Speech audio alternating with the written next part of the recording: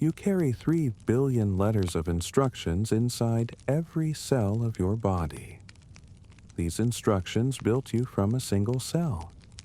They determine whether your eyes are brown or blue, whether you can digest milk as an adult, whether you're likely to be tall or short. They influence your health, your appearance, even subtle aspects of your personality. This code, your genome, is written in just 4 chemical letters: A, T, G, and C. Adenine, thymine, guanine, cytosine. 4 letters to spell everything about being human.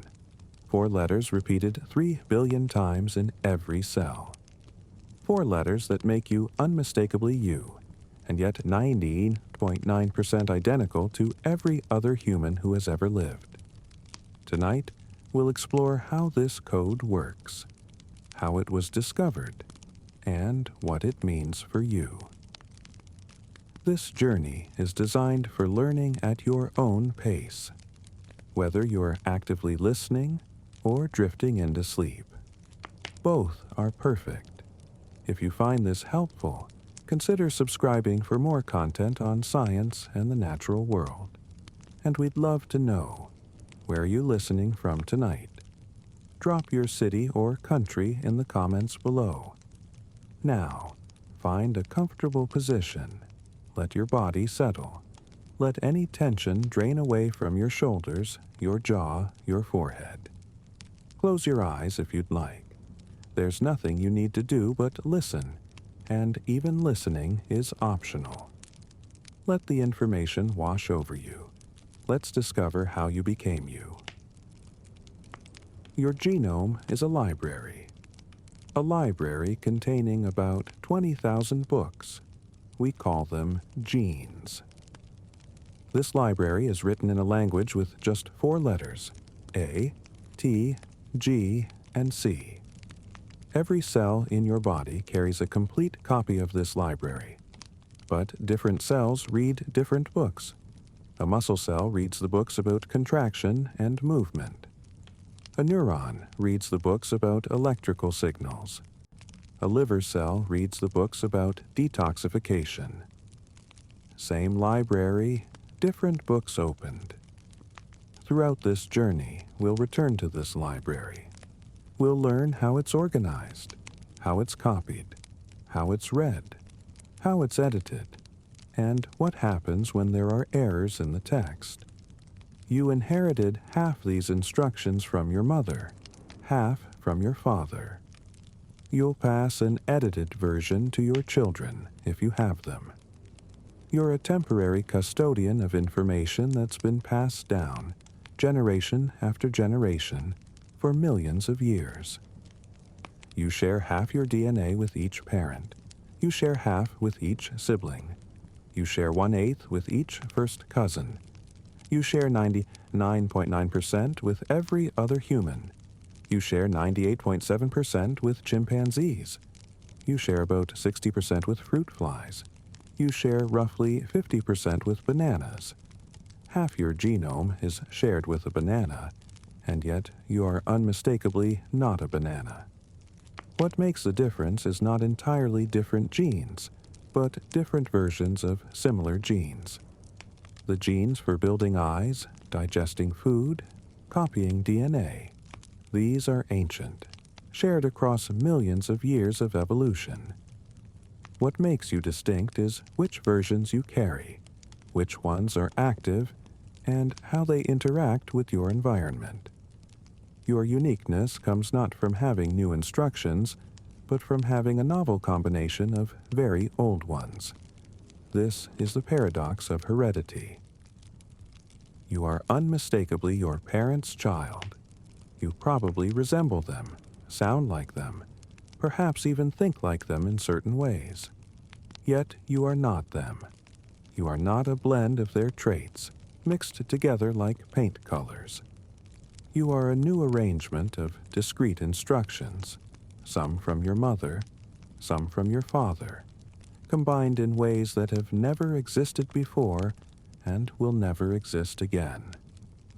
Understanding how this works, how information passes from generation to generation, how 4 chemical letters spell the difference between a human and a banana, between you and your sibling, between health and disease.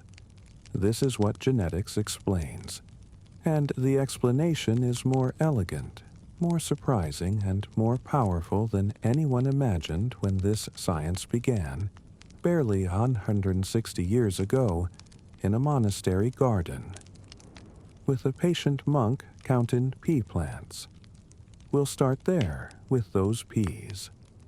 We'll see how scientists discovered that inheritance follows mathematical laws, how they found the molecule that carries genetic information, how they learned to read that information, and now to edit it. We'll explore what your genes can tell you about yourself and what they can't. We'll see how the same genetic instructions can produce different outcomes depending on environment and chance. We'll examine how we've gained the power to rewrite the code of life and what that power means. But first, we need to understand what inheritance actually is. For most of human history, people believed traits blended like paint colors. Mix red and white, you get pink. Cross a tall parent with a short parent, you should get medium-height children. This seemed obvious. But this theory had a fatal flaw. If traits blend, they should dilute over generations. Anything rare or distinctive should be watered down, averaged out, lost in the noise of endless mixing. That doesn't happen. Traits persist. Blue eyes don't vanish after a few generations of mixing with brown. Tall parents can have short children. 2 brown-eyed parents can produce a blue-eyed child. The real mechanism is not blending, but shuffling. Not mixing, but sampling. Not averaging, but selecting. Inheritance is digital, not analog. Discrete, not continuous. Traits come in packets, genes, that can be passed intact or not passed on at all, but don't blend into intermediate forms. This discovery changed everything. It explained not just heredity, but evolution. It opened the door to understanding what genes are, how they work, and eventually, how to manipulate them. It began with a monk who had failed his teaching exams, who spent 8 years growing pea plants in a monastery garden, who counted obsessively and found patterns no one had noticed before. His name was Gregor Mendel. His work was ignored for 35 years, and when it was finally rediscovered, it launched a revolution. That revolution has given us the power to read the code of life, and now to rewrite it. To cure diseases that were once death sentences, to understand our ancestry back thousands of years, to see, in molecular detail, exactly how we're related to every other living thing on Earth. We live in the first era in human history where we can answer, with precision, questions that once seemed permanently mysterious. Why do I look like my father? Why did I inherit this disease? Where did my ancestors come from? What makes me different from my sibling? These questions now have answers. The answers are written in your genome. And understanding them means understanding something profound about what you are, how you got here, and what it means to be alive. So let's begin with inheritance itself, with the rules that govern how information passes from parent to child, with the mathematics of heredity discovered by a patient monk in a quiet garden, while the world paid no attention whatsoever. Chapter 1. The Monk in the Garden. The year is 1856. The place is Brno, in what is now the Czech Republic, then part of the Austrian Empire. The Augustinian monastery of St. R. Thomas sits on a hill overlooking the city. Behind the monastery, there's a garden, about 120 feet long, 20 feet wide, rectangular, enclosed by walls. In this garden, a monk is planting peas. His name is Gregor Mendel. He's 34 years old, the son of peasants who grew up on a small farm. He entered the monastery partly from religious calling, partly because it offered education he couldn't otherwise afford. He tried to become a teacher. He failed the certification exam twice, particularly badly in biology. The examiners said his answers were too superficial. So he returned to the monastery, where the abbot, recognizing his curiosity and patience, gave him space to pursue research. The garden became his laboratory. Mendel didn't set out to revolutionize biology. He wanted to understand how to breed better plants. Farmers had been doing this for thousands of years, but nobody understood the mechanism. Why did offspring sometimes resemble parents, and sometimes not? Why did traits sometimes skip generations? Mendel brought something unusual to these questions: mathematical thinking. Most biologists of his era observed, collected, categorized. Mendel counted. He measured. He looked for numerical patterns. He treated inheritance as something that might follow rules, like physics or astronomy. He chose pea plants deliberately. They had several advantages. They grew quickly, plant in spring, harvest in summer. Multiple generations per year. They had clear, distinct traits. The plants were either tall or short, not medium. The seeds were either smooth or wrinkled, not slightly bumpy. The flowers were either purple or white, not lavender. 7 traits total, each with 2 clear alternatives. He could control pollination. Pea flowers normally self-pollinate, but Mendel could prevent this, removing the pollen-producing parts before they matured, then manually transferring pollen from a different plant. This let him control exactly which plants bred with which, and they were cheap. He could grow thousands. Sample size mattered for finding patterns. For 2 years, Mendel did nothing but establish pure breeding lines. He grew plants, let them self-pollinate, examined the offspring. If tall plants produced only tall offspring, generation after generation, that was a pure line. He did this for all 7 traits. Only then did the real experiments begin. In 1856, he started crossing them. He took pollen from a pure-breeding tall plant and used it to fertilize a pure-breeding short plant. Then he waited. The seeds grew. He counted them, measured them, recorded everything. What he found should have been mysterious, but Mendel saw a pattern where others saw confusion. When he crossed pure-breeding tall plants with pure-breeding short plants, all the offspring were tall, every single one. Hundreds of plants, all tall. The short trait had vanished completely. This happened with all 7 traits. Cross purple flowers with white flowers, all offspring were purple. Cross smooth seeds with wrinkled seeds, all offspring were smooth. One trait always dominated, the other disappeared. Mendel called these offspring the first filial generation, or F1. These were the children of the cross. Then he did something brilliant. He crossed the F1 plants with each other. He let the tall offspring, themselves from tall and short parents, breed together, the children having children. The second generation, F2. The short trait reappeared, not in every plant, but in about 1/4 of them. The exact numbers varied, but the ratio was consistent. 3 tall plants for every 1 short plant, 3 to 1. This happened with all 7 traits. 3 purple flowers to 1 white, 3 smooth seeds to 1 wrinkled, 3 yellow seeds to 1 green.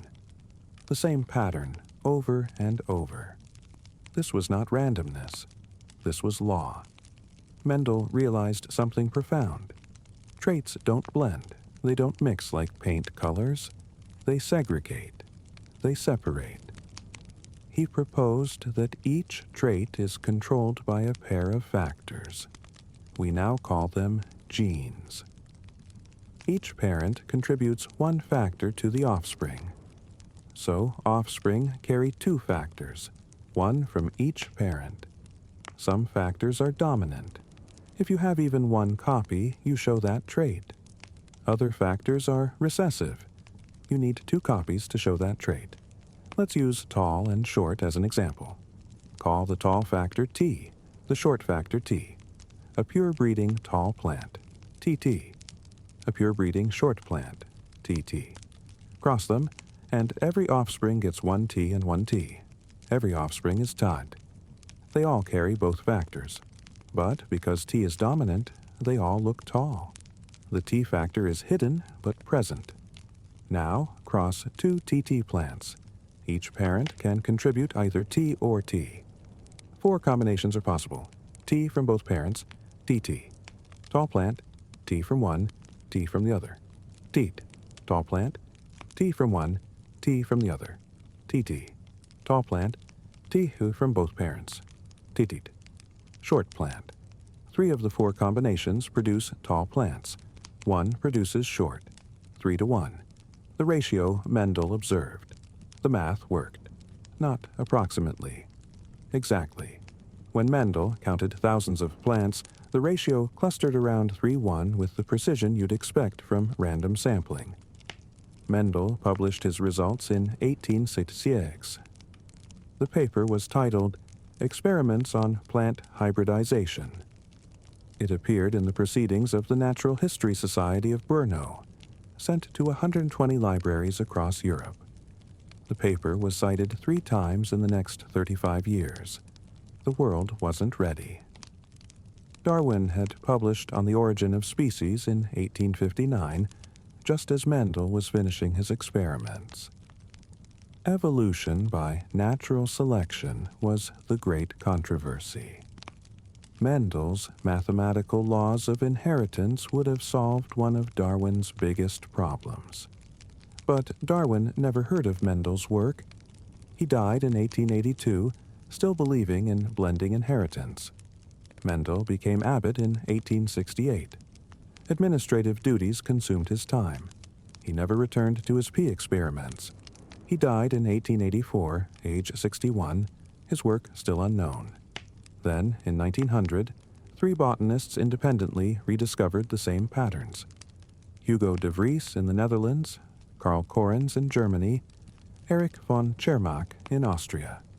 Each was conducting breeding experiments. Each found 3.1 ratios. Each, searching the literature, found Mendel's paper. The rediscovery was almost simultaneous. De Vries published in March 1900, Correns in April, von Tschermak in June. Suddenly, after decades of obscurity, Mendel's work became foundational. Within a few years, the factors Mendel proposed were named genes. The study of inheritance became genetics. The 3:1 ratio became known as Mendelian inheritance. But here's what makes Mendel's achievement even more remarkable. He had no idea what genes were.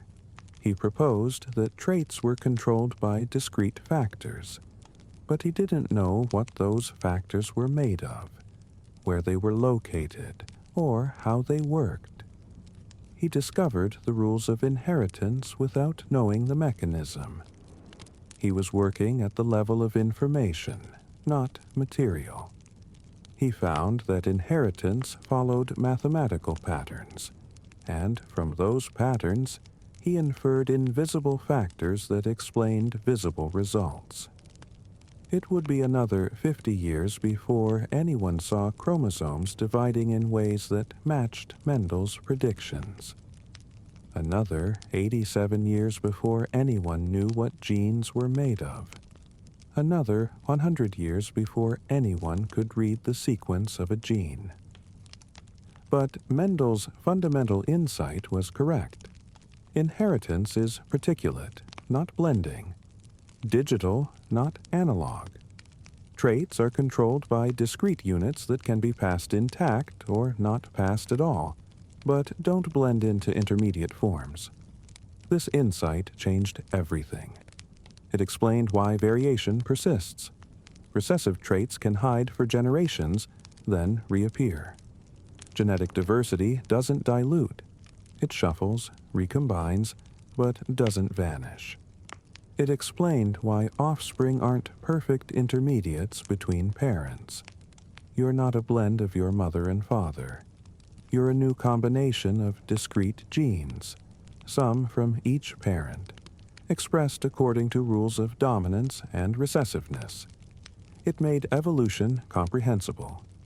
Natural selection needs variation to act on. If variation disappeared through blending, evolution would stall. But if variation is preserved in discrete genes, then selection can favor beneficial combinations without losing diversity. Mendel gave biology its mathematical foundation. Before Mendel, inheritance was mysterious, qualitative, unpredictable. After Mendel, it was lawful, quantitative, predictable, and he did it with patience, precision, and pea plants. He grew roughly 28,000 plants over 8 years. He examined hundreds of thousands of individual peas. He kept meticulous records. He counted everything. And in those numbers, he found the pattern that revealed how life passes information from one generation to the next. The garden behind the monastery is still there, rebuilt several times. There's a memorial garden now, with pea plants growing in carefully tended rows, just as Mendel grew them 160 years ago. Visitors come to see where one of the great discoveries in biology was made. Not in a university laboratory, not with expensive equipment, but in a quiet garden by a patient monk who counted peas and found the laws of inheritance. Mendel discovered that traits are inherited as discrete units. He found the mathematical ratios that govern how those units pass from parent to offspring. He established that inheritance is predictable, lawful, comprehensible. But he didn't know what those units were made of. That question would take decades more to answer. Scientists would look inside cells, find structures that behaved the way Mendel's factors predicted, and realize that genes had a physical basis. But we're going to skip ahead to an even more fundamental question, one that wasn't askable until the 1940s. What are genes made of? What material, what molecule could store information, copy itself precisely, and control traits? The answer would be both simpler and more elegant than anyone expected. A molecule that could do everything genes needed to do, with a structure so beautiful that the moment anyone saw it, they understood immediately how it worked. That molecule is DNA, the twisted ladder, the double helix. Discovering its structure was one of the most competitive, controversial, and brilliant achievements in the history of science. That story begins in the early 1950s, with a race to solve one of biology's greatest mysteries. Chapter 2: The Twisted Ladder. Mendel discovered what genes do. They control traits. They segregate during reproduction. They follow mathematical laws. But he didn't know what genes were made of. For decades after Mendel's rediscovery, this remained mysterious. Scientists knew genes existed. They knew genes were located on chromosomes, thread-like structures visible in cell nuclei. But chromosomes contained multiple substances, proteins, RNA, DNA. Which one carried genetic information? Most scientists assumed proteins. Proteins were complex, diverse molecules with thousands of variations. DNA seemed too simple. Only 4 chemical bases. How could 4 components encode the complexity of inheritance? The assumption was wrong. The first strong evidence came from bacterial experiments. In 1928, Frederick Griffith discovered that something from dead bacteria could transform living bacteria, permanently changing their traits. The change was hereditary. But what was the transforming substance? In 1944, Oswald Avery and colleagues performed careful experiments to identify it. They extracted material from bacteria and tested whether it could cause transformation. It could. Then they destroyed different molecules systematically. Destroy proteins. Transformation still worked. Destroy RNA. Transformation still worked. Destroy DNA. Transformation stopped. The conclusion was clear. DNA carried genetic information. The scientific community resisted. DNA seemed too simple. But further proof came in 1952 from Alfred Hershey and Martha Chase, studying viruses that infect bacteria. Using radioactive labeling, they showed that DNA, not protein, entered cells and took over their machinery. By 1952, the evidence was overwhelming.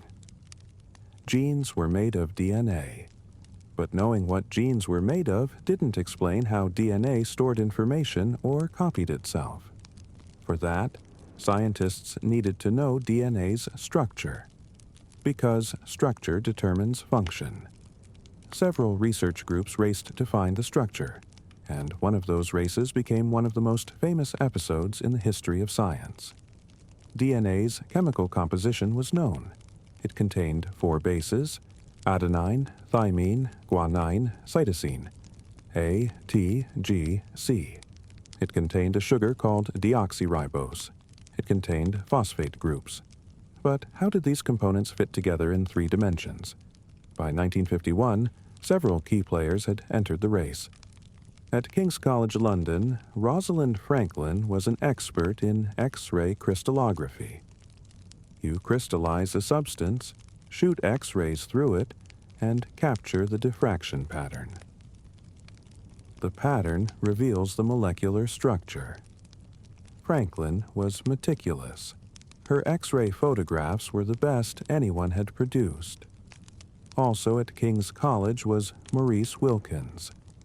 Their relationship was difficult. Confusion about whether Franklin was his assistant or an independent researcher created tension. In Cambridge, James Watson and Francis Crick were thinking about DNA. Watson was 23, American, brash. Crick was 35, British, trained in physics, gregarious. Neither was supposed to be working on DNA, but they were obsessed with the structure. In California, Linus Pauling, the most celebrated chemist in America, was also working on DNA. He'd recently solved protein structures and was confident he could solve DNA. The race was on. Pauling moved first. In late 1952, he proposed a triple helix with phosphate groups on the inside. Watson and Crick immediately saw it was wrong. The negatively charged phosphates would repel each other if packed inside. Pauling had made an uncharacteristic mistake. They were relieved, but they knew he'd realize his error. They had a window of time. They'd been building physical models, metal plates representing bases, rods representing bonds. But they lacked good experimental data. The best data existed at King's College, in Rosalind Franklin's photographs. In January 1953, Maurice Wilkins showed James Watson one of Franklin's photographs. Photo 51, taken in May 1952. Wilkins showed it without Franklin's permission, without her knowledge. This breach is the ethical shadow over the discovery. But the photograph was stunning. It showed a clear X pattern, the signature of a helix. The spacing indicated dimensions. Watson saw it and understood immediately. DNA was helical, 2 strands, not 3. The bases were on the inside, the backbone on the outside. Watson and Crick returned to Cambridge and built models with new urgency. They knew the overall shape. They needed to figure out how the bases paired. The breakthrough came from chemical reasoning. Adenine and guanine were larger molecules, purines. Thymine and cytosine were smaller, pyrimidines. If the helix had constant width, a large base must pair with a small base. But which with which? A chemist named Erwin Chargaff had found that adenine amounts always equaled thymine, and guanine equaled cytosine. Nobody had explained why. Watson and Crick realized the ratios made sense if bases paired specifically, A with T, G with C. The hydrogen bonding was optimal. The pairing explained Chargaff's rules, and once they saw this pairing, everything fell into place. If A always pairs with T and G always pairs with C, then the 2 strands are complementary. If one strand reads ATGC, the other must read TACG. Each strand is a template for the other.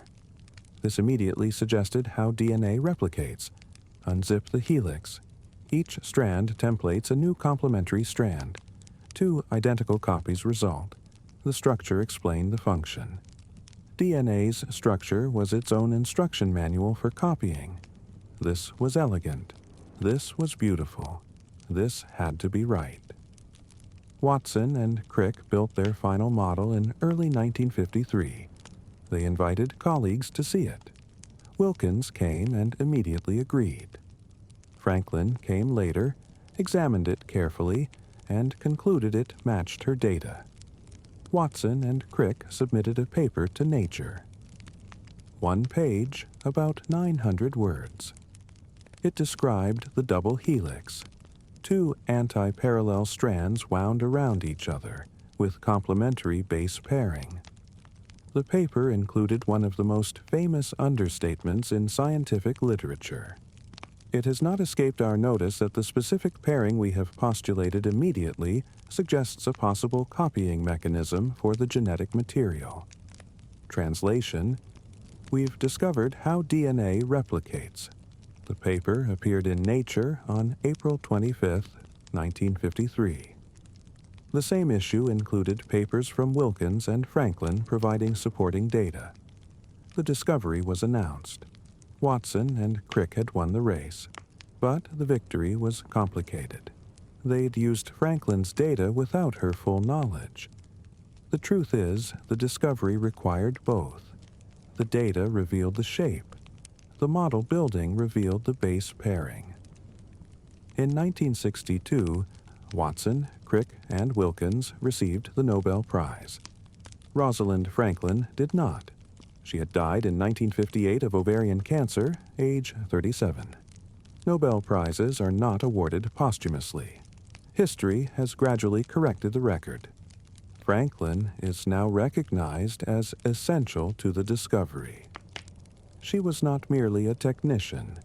She was a brilliant scientist whose experimental work provided the foundation. The structure of DNA explained genetics at the molecular level. It explained how information was stored, how it was copied, how it was passed from parent to offspring. The double helix is like a twisted ladder. The sides are sugar phosphate backbones. The rungs are base pairs, AT and GC, held by hydrogen bonds. The bases are on the inside, protected. The base sequence, the order of A's, T's, G's, and C's, encodes genetic information. The base pairing is specific, of pairs with TG pairs with C. This specificity is essential for accurate replication. Errors are rare. The complementarity means each strand backs up the other. If one strand is damaged, the other can template repair. The structure immediately suggests replication. Unzip the helix. Each strand templates a new strand.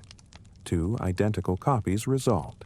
This was confirmed experimentally in 1958. DNA's simplicity is a strength. Only 4 bases, 4 letters, yet these encode unlimited information.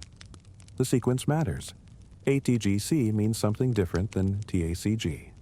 26 letters encode all of English literature. 4 bases encode all of biology. DNA is surprisingly stable. It can persist for centuries under the right conditions. DNA has been extracted from mummies, frozen mammoths, insects in amber. The information persists because the structure protects it. Yet DNA is also accessible. When needed, enzymes can unzip the helix, exposing bases to be read. The helix can open at specific locations while remaining closed elsewhere. The structure permits both protection and accessibility. Understanding DNA structure enabled the biotechnology revolution. We can read DNA sequences. We can synthesize DNA. We can cut and paste it. We can amplify it. We can edit it with precision. All of this stems from understanding structure.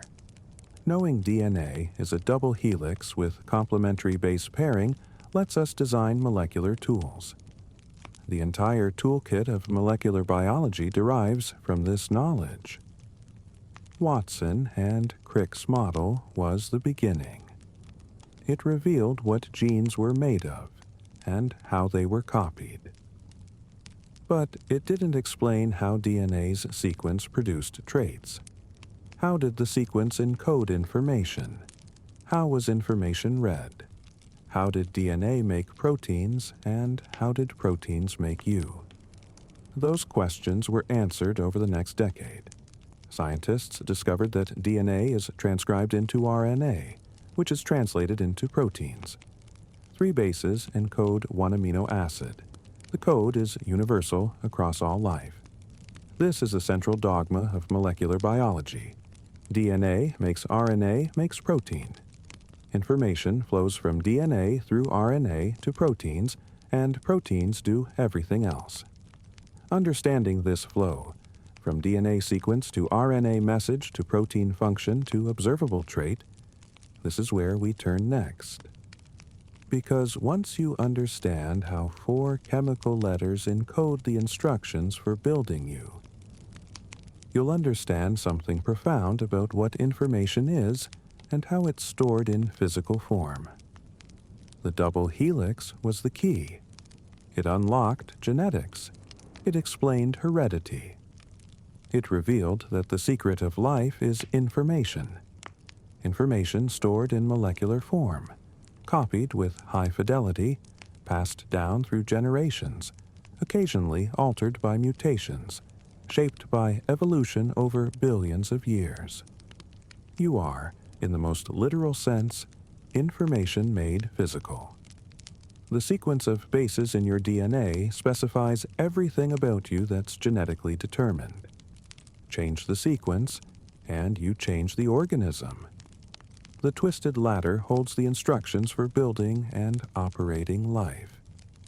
And we've learned to read those instructions. Chapter 3. Reading the code. You now know what genes are made of. DNA, a double helix of complementary strands with base pairs encoding information in their sequence. Adenine pairs with thymine. Guanine pairs with cytosine. The order of these bases stores genetic instructions. But here's the problem. DNA is written in 4 letters: A, T, G, C. Proteins, the molecules that actually do the work in your body, are written in 20 letters. 20 different amino acids link together to form proteins. Each protein is a specific sequence of amino acids, and that sequence determines the protein's shape and function. How do you translate from a 4-letter language to a 20-letter language? How does the sequence of bases in DNA specify the sequence of amino acids in proteins? These questions were answered in the 1950s and 1960s, revealing a process so elegant it seems almost inevitable in hindsight. But it required recognizing that translation isn't direct. There's an intermediate step, an intermediary molecule that carries information from DNA to protein. That molecule is RNA, ribonucleic acid, similar to DNA but with important differences. RNA is typically single-stranded. It uses uracil instead of thymine, and it can leave the nucleus, traveling from where DNA is stored to where proteins are made. The flow of genetic information follows a path: DNA to RNA to protein. This is called the central dogma of molecular biology. DNA makes RNA. RNA makes protein. Protein makes everything else. Understanding this flow means understanding how genetic information becomes biological function, how the abstract code in DNA becomes the concrete reality of your body. Transcription: DNA to RNA. Inside the nucleus, DNA is tightly packed into chromosomes. Most of the time, most of the DNA is inactive, wrapped around proteins, inaccessible. But when a cell needs a particular protein, it must first access the gene for that protein. A gene is a specific stretch of DNA, typically a few thousand bases long, that encodes instructions for one protein. Humans have about 20,000 genes scattered across 23 pairs of chromosomes. When a gene is activated, an enzyme called RNA polymerase binds to the start of the gene. This enzyme is a molecular machine that can read DNA and synthesize RNA. RNA polymerase unzips a short section of the helix, exposing the bases. It reads one strand, the template strand, and builds a complementary RNA strand. Where DNA has adenine, RNA polymerase adds uracil. Where DNA has thymine, it adds adenine. Where DNA has guanine, it adds cytosine. Where DNA has cytosine, it adds guanine. The process is called transcription because information is being transcribed from one form to another. The information content doesn't change. The DNA sequence ATGC becomes the RNA sequence AUGC. Same message, different medium. RNA polymerase moves along the gene, synthesizing RNA at about 40 bases per second. For a typical gene, transcription takes about 75 seconds. Behind the enzyme, the DNA helix reforms. The RNA strand peels away. When RNA polymerase reaches the end of the gene, it releases the RNA molecule. The gene has been transcribed. The RNA copy, messenger RNA, or mRNA, is now ready to carry genetic information out of the nucleus. But first, in complex organisms like humans, the RNA must be processed. Genes contain coding sequences called exons, separated by non-coding sequences called introns. Cellular machinery splices the RNA, cutting out introns and joining exons together. The mature mRNA then exits the nucleus. Think of DNA as a reference library. You don't take books out of the library. You photocopy the pages you need. RNA is the photocopy. It's disposable. After the protein is made, the mRNA is degraded. If the cell needs more protein, it transcribes the gene again. This system allows regulation. Different cells transcribe different genes. A muscle cell transcribes genes for contractile proteins. A neuron transcribes genes for neurotransmitter receptors. Same genome, different genes active, different proteins made. But transcription only gets information out of the nucleus. It doesn't translate the 4-letter language of nucleic acids into the 20-letter language of proteins. That requires translation. Translation, RNA to protein. In the cytoplasm are ribosomes, the protein factories. These complex molecular machines clamp around mRNA and read it 3 bases at a time. Each 3-base unit is called a codon. The codon specifies one amino acid. The ribosome reads the codon. A matching amino acid is delivered. The amino acid is added to the growing protein chain. The ribosome moves to the next codon. The process repeats. How are amino acids delivered? This requires transfer RNA, tRNA. Transfer RNAs are small molecules that act as adapters. One end recognizes a specific codon on the mRNA. The other end carries the corresponding amino acid. There are different tRNAs for different amino acids. When the ribosome reads a codon, the matching tRNA binds. The amino acid it carries is added to the protein chain. The tRNA releases. The ribosome shifts 3 bases. Repeat. The process is fast. Ribosomes add about 15 amino acids per second. A typical protein of 300 amino acids is synthesized in 20 seconds. Multiple ribosomes can read the same mRNA simultaneously, each making a separate protein copy. The process is also accurate. Errors occur at about 1 mistake per 10,000 amino acids. Most errors are harmless or the protein is degraded. Only correctly folded proteins survive.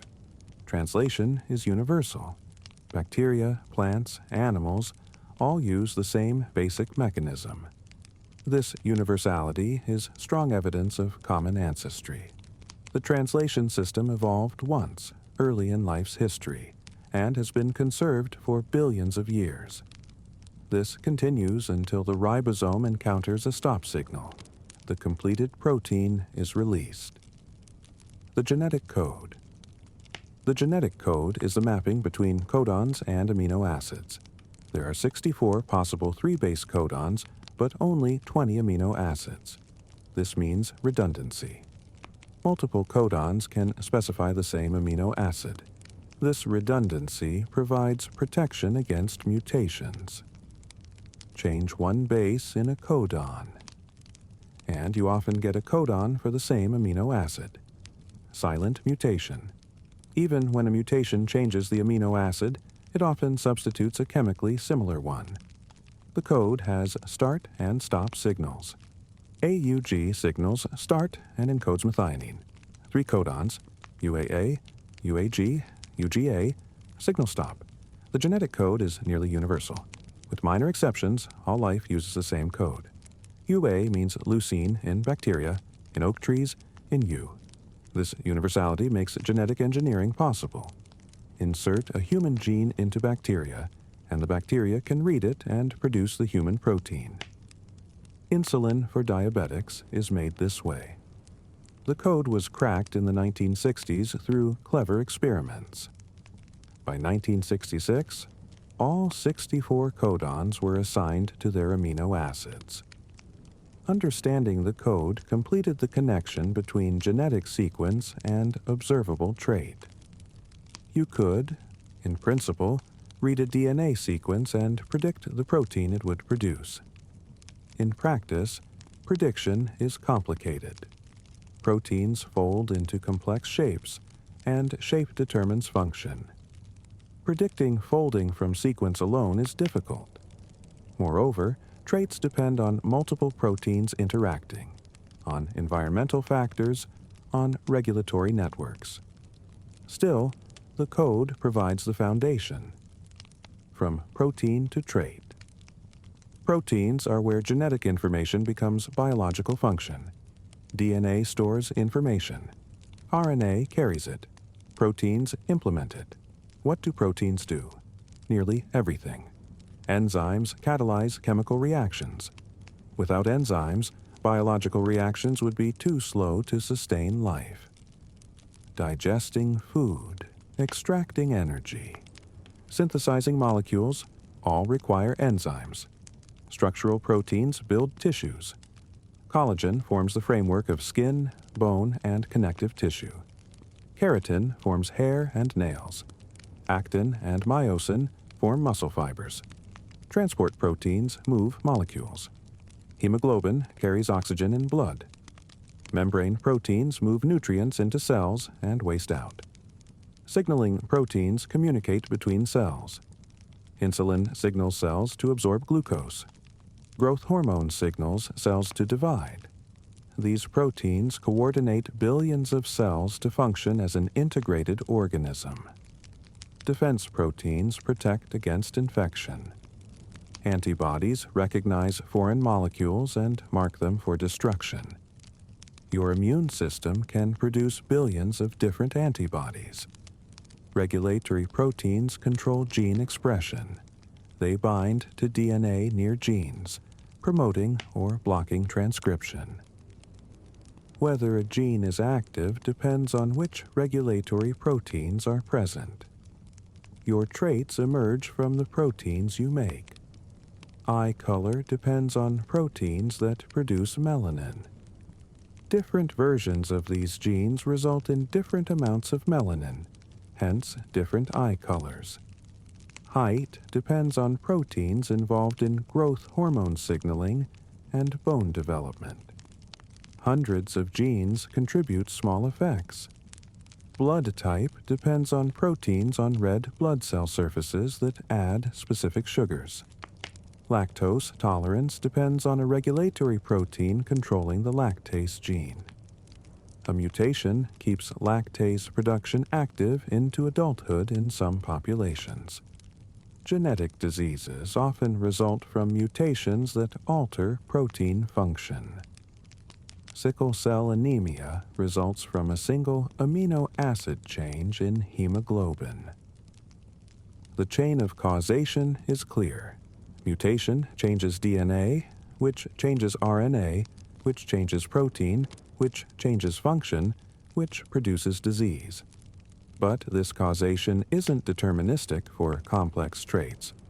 Most traits are polygenic, influenced by many genes, and multifactorial, influenced by genes and environment. You can assess risk and identify predispositions, but you can't predict complex traits from genes alone. Still, the central dogma holds: DNA to RNA to protein. Information flows through this pathway constantly throughout your life. Genes are transcribed when their proteins are needed. mRNAs are translated. Proteins perform functions. Those functions, aggregated across trillions of cells, produce you. This system is ancient. The genetic code hasn't changed in billions of years. The ribosome structure is conserved across all life. You are the latest expression of information that has been copied, with modifications, through an unbroken chain stretching back to life's origin. The same mechanisms that read your genes read your ancestors' genes and will read your descendants' genes. DNA to RNA to protein, generation after generation. The code persists. The message changes slowly. But the language remains constant. We've seen how genetic information is stored in DNA's sequence, copied into RNA, and translated into proteins. We've seen how proteins produce traits. But there's still a puzzle.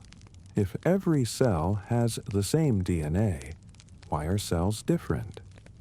How does a muscle cell know to make contractile proteins while a neuron makes receptors? The answer involves gene regulation. Having genes isn't enough.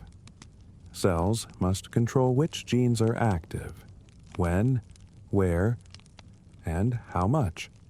Your gene sequences are fixed at conception, but which genes are active changes constantly in response to signals, stress, nutrition, experience. The same genome produces different outcomes depending on conditions.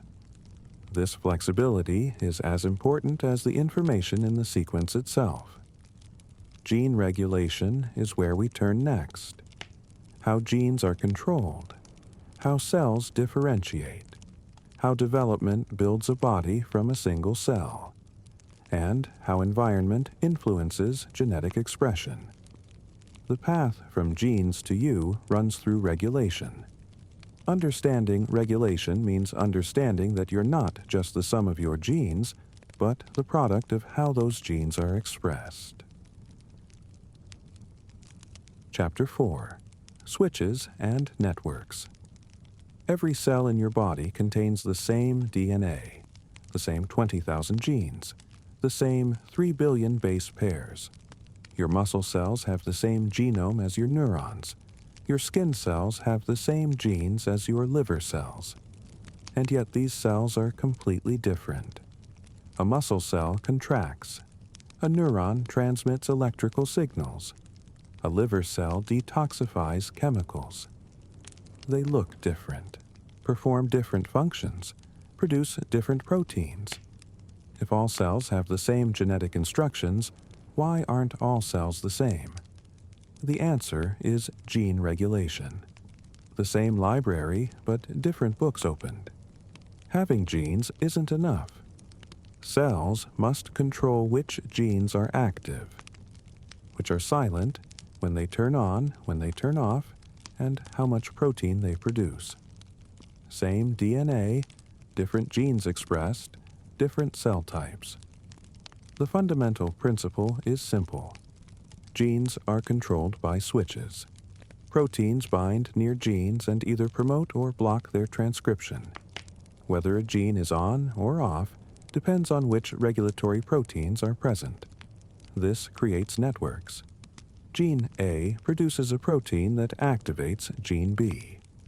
Gene B produces a protein that inhibits gene C while activating gene D. Gene D feeds back to inhibit gene A. Dozens of genes, regulating each other, forming circuits that respond to signals and coordinate cellular behavior. Understanding these networks means understanding how identical genetic information produces diverse outcomes, how development works, how cells respond to environment, why genes aren't destiny. The on-off switch model. Genes have two parts. First, the coding sequence, the stretch transcribed into RNA and translated into protein. Second, the regulatory region located near the coding sequence, containing binding sites for regulatory proteins called transcription factors. Transcription factors recognize specific DNA sequences and bind to them. When bound, they influence transcription of the nearby gene. Some transcription factors are activators. They promote transcription, recruiting RNA polymerase. More mRNA produced, more protein made, gene on. Others are repressors. They block transcription, preventing RNA polymerase from accessing the gene. Less mRNA, less protein. Gene off. Whether a gene is active depends on which transcription factors are present and bound. It's not a simple on-off switch, but more like a dimmer, with activity varying from off through low to high. The transcription factors themselves are proteins encoded by genes, so their presence depends on whether their genes are active, which depends on other factors. Regulation cascades. Networks form. A simple example. Bacteria regulating lactose digestion. Bacteria need enzymes to digest lactose when it's present, but making these enzymes costs energy. Better to produce them only when needed. The lactose digestion genes have a regulatory region called an operator. A repressor protein binds to the operator and blocks transcription. Default state. Genes off. When lactose appears, it binds to the repressor, changing its shape. The repressor falls off. RNA polymerase can now access the genes. Transcription proceeds. Enzymes are made. Lactose is digested. When lactose disappears, the repressor returns to its original shape, binds the operator, and shuts off the genes. Resources conserved. Elegant feedback. The nutrient's presence activates the genes needed to digest it. The nutrient's absence turns them off. Human gene regulation is vastly more complex. Thousands of transcription factors, multiple regulatory regions, long-range interactions, but the principle is the same. Proteins bind to DNA and control gene activity. Signals trigger changes in which proteins are present. Expression responds. Development. Building a body. Gene regulation becomes crucial during development. You began as a single fertilized egg. That cell divided into 2, then 4, 8, 16, continuing until you had trillions of cells. But at some point, cells started differentiating, becoming different types despite having the same DNA. How?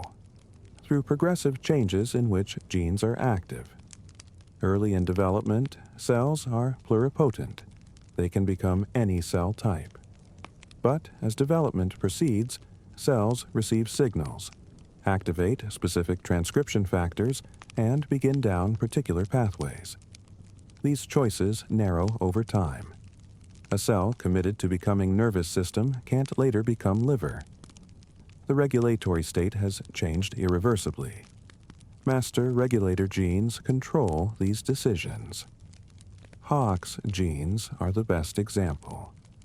They encode transcription factors that specify position along the body axis, where the head goes, where limbs form, which vertebrae become ribs. Hox genes are arranged on chromosomes in the same order as the body regions they control. During development, they turn on sequentially along the embryo's axis, creating a pattern of gene activity that maps onto body organization. When Hox genes are mutated, body parts form in wrong places. Fruit flies with Hox mutations can develop legs where antennae should be. These dramatic effects demonstrate that Hox genes are master switches controlling hundreds of downstream genes. Remarkably, Hox genes are conserved across animals.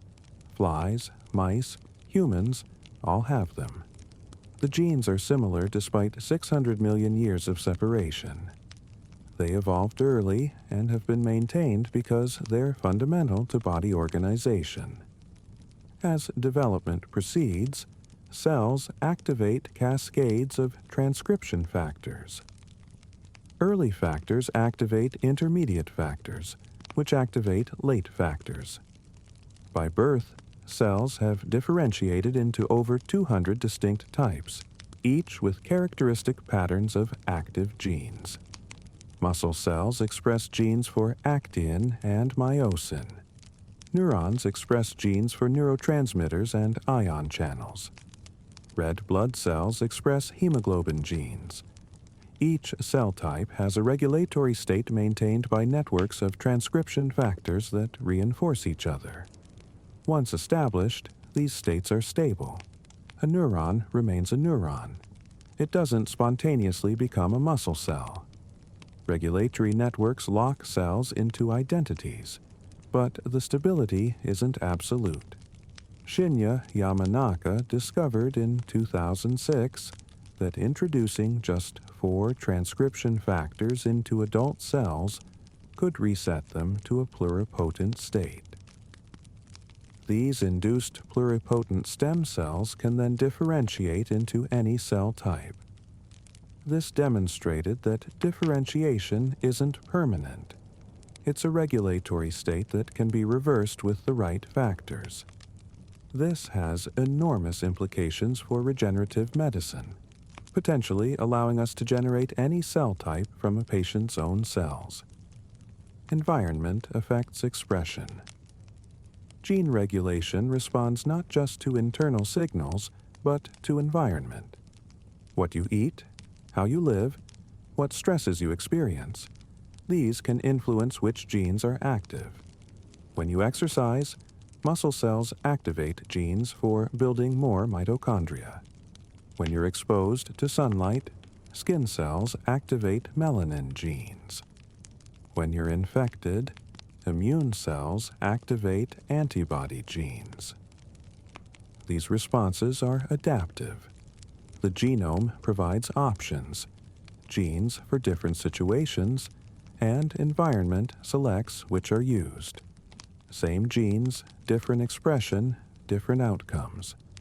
But there's a deeper level of environmental influence involving epigenetic modifications, chemical changes to DNA or associated proteins that don't alter the sequence but do alter gene activity. The most studied is DNA methylation. Methyl groups can be attached to cytosine bases. Heavily methylated regions tend to be silent. Removing methyl groups can reactivate genes. Adding them can silence genes. Methylation patterns are established during development and generally maintained through cell divisions. This allows cells to maintain identity.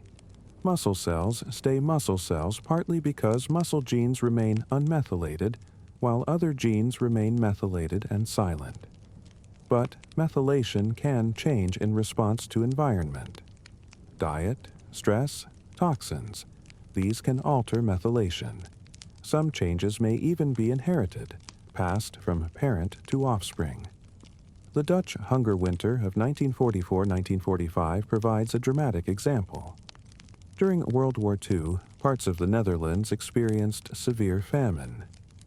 Pregnant women received as little as 400 calories per day. Children born during the famine showed altered methylation in genes involved in metabolism and growth. Remarkably, effects appeared not just in the directly exposed children, but also in their children, the grandchildren of the women pregnant during the famine. Environmental conditions during pregnancy influenced not only the fetus but potentially future offspring through inherited epigenetic marks. Identical twins provide another window. Twins have identical DNA sequences, genetic clones. Yet, as they age, twins diverge. Their gene expression patterns become increasingly different. They develop different diseases, personalities, appearances. Studies show epigenetic differences accumulate over time. Young twins have similar methylation. Old twins have diverged substantially. Life experiences leave epigenetic marks that make identical genomes produce different outcomes. You're not simply the product of your DNA sequence. You're the product of how that sequence is expressed, and expression is shaped by environment, development, and chance. Your genome is less a fixed blueprint than a dynamic, responsive system. Why genes aren't destiny. Your genes influence you, but they don't determine you. Consider height. It's about 80% heritable. Genetic variation explains most height variation in populations. But this doesn't mean genes are destiny. Average height has increased dramatically over the past century. The Dutch were among Europe's shortest in 1850, now among the tallest. This happened too quickly for genetic evolution. It's environmental. Better nutrition, reduced illness, improved conditions. Genes set a range. Environment determines where within that range you fall. The same applies to complex traits. Intelligence, personality, mental health, all show genetic influence. But all are substantially influenced by environment, and hundreds of genes contribute small effects each. Knowing someone's genotype provides only probabilistic information about phenotype. You can assess risk, identify predispositions, but you can't make precise predictions. BRCA mutations increase breast cancer risk to 60 to 70%, compared to 12% generally. Substantial increase, but not certainty. About 30–40% of women with BRCA mutations never develop breast cancer. Other genes, environmental factors, chance. Something protects them. This is why genetic risk isn't genetic destiny. Genes load the dice, but they don't roll them. Environment, choices, and chance all influence outcomes. If you carry genes increasing diabetes risk, you can reduce that risk through diet and exercise.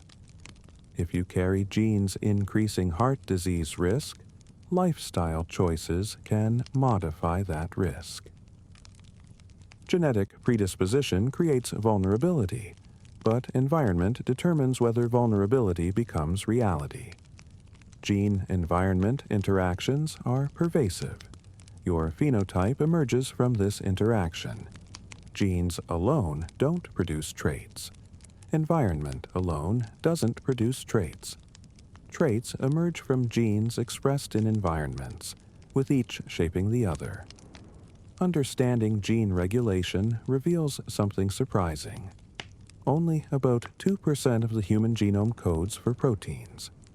Much of the remaining 98% is regulatory, sequences controlling when and where genes are expressed. Mutations in regulatory regions can have dramatic effects despite not changing protein sequence. A mutation in an enhancer might cause a gene to be expressed in the wrong tissue or at the wrong time, just as harmful as disrupting the protein itself. This means understanding genetics requires understanding regulation. The sequence of coding regions is necessary but not sufficient. You need to know when genes are active, in which tissues, in response to which signals. You inherited your genome at conception. The sequence was set. But which genes are active changes constantly throughout development, in response to environment, as you age? Your genome is the same in every cell and at every moment, but the pattern of gene expression is dynamic. This dynamism allows a single genome to build and maintain a complex organism. The same genetic information can produce a neuron or a muscle cell, can respond to fasting or infection, can adapt to altitude or stress. The genome provides options. Regulation selects among them. You are not your genes alone. You are your genes as expressed in your environment, shaped by your experiences, influenced by your choices. This means genetic determinism is false. Knowing your genome doesn't predict your future precisely. It provides information about probabilities and tendencies, but outcomes remain uncertain. It also means interventions matter. Environment influences gene expression. Changing environment can change outcomes. This is the basis for hope in treating genetic diseases, modifying risk, improving health despite genetic predispositions. Your genes are the beginning of your story, not the ending. They establish possibilities and constraints, predispositions and vulnerabilities. But the story unfolds through interaction of genes with environment. Regulation responding to circumstance. Development proceeding through choices made at each moment. We've gained the power to intervene in this story, to read the genome completely, to edit it precisely. The technology has advanced rapidly, particularly with CRISPR, a tool allowing precise, targeted DNA changes. This revolution is transforming medicine, agriculture, and research. It's also raising profound questions. That's where we turn next. The technology that lets us read and rewrite genomes. The applications already transforming fields. The ethical debates accompanying this power. The future arriving faster than many expected. If your mind is beginning to wander, that's perfectly natural. You've absorbed an enormous amount of information, from Mendel's peas to the double helix, from how genes make proteins to how they're regulated. This information is integrating even as you listen. There's nothing you need to do but rest.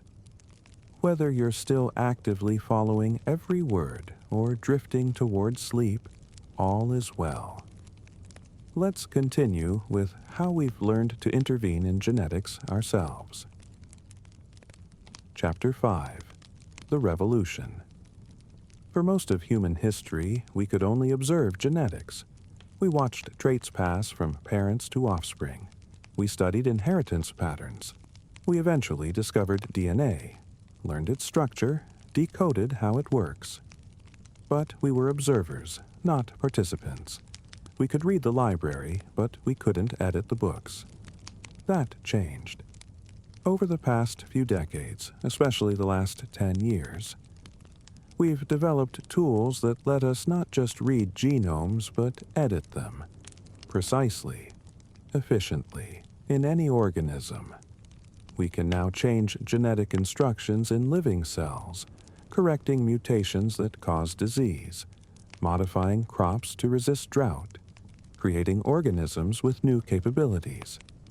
This is not theoretical, it's happening now. Children with genetic diseases are being cured. Gene-edited crops are being grown commercially.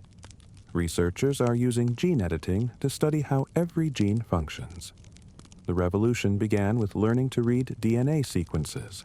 Then came editing, and with editing came power, and with power came questions. Reading genomes. In 1990, the Human Genome Project began. The goal: sequence all 3 billion base pairs of human DNA. The project took 13 years and cost roughly $3 billion. What did we learn? Humans have about 20,000 genes, far fewer than expected. Only 2% of the genome codes for proteins, and humans are remarkably similar. Any two people differ at only 0.1% of their genome, about 3 million bases out of 3 billion. The project revealed thousands of disease-associated genes and opened possibilities for genetic testing and targeted therapies. Today, the cost has dropped dramatically. Sequencing a human genome now costs under $1,000 and takes less than a day. This 1,000-fold decrease has transformed research and medicine. Companies offer direct-to-consumer genetic testing for a few $100s. Millions have been tested. Databases contain sequences from millions of people, revealing which variants are common, which are rare, which associate with disease. This enables personalized medicine, tailoring treatment based on genetic profile. For cancer, tumor genomes are sequenced to identify driving mutations, then therapies selected based on those mutations. For rare diseases, sequencing can identify causal mutations when standard diagnostics fail. Reading genomes has become routine, but reading is observation. To truly understand genes, to test hypotheses about function, to treat genetic diseases, you need to edit genomes. Editing genomes. Before CRISPR, gene editing existed but was difficult. Slow, expensive, imprecise. Only specialized laboratories could do it. CRISPR changed everything. CRISPR stands for Clustered Regularly Interspaced Short Palindromic Repeats. The name refers to a pattern in bacterial genomes noticed in the 1980s. For years, nobody knew what these sequences did. The answer came from studying how bacteria defend against viruses. When a virus infects a bacterium, the bacterium sometimes captures viral DNA and inserts it into the CRISPR array. This becomes a memory of the infection. If the same virus attacks again, the bacterium transcribes the CRISPR sequence into RNA. This RNA guides an enzyme called Cas9 to the matching viral DNA. Cas9 cuts the viral DNA, destroying it, an adaptive immune system.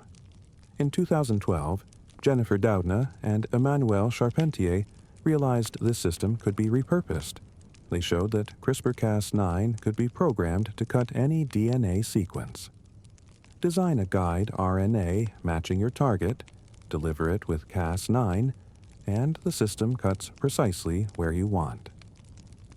Other researchers immediately recognized the potential. Within a year, multiple labs had adapted CRISPR for use in human cells, mice, plants. It worked in every organism tested. It was fast. Editing occurs within days. It was cheap. Components cost tens of dollars. It was precise. Cuts occurred exactly where specified. CRISPR democratized gene editing. Laboratories that couldn't afford previous methods could now use CRISPR. Research accelerated dramatically. How does it work? First, design a guide RNA matching your target location. Second, deliver the guide RNA and Cas9 into cells. Third, inside the cell, the guide RNA binds Cas9. This complex finds the matching DNA sequence and cuts both strands.